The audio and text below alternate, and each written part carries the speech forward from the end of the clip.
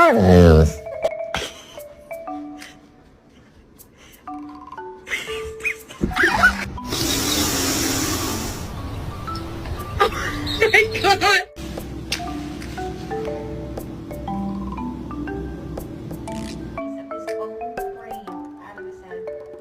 Yeah, that was fucking insane. Dad, Yeah. here's Kyle. No. Yeah. Oh, shit! Holy shit!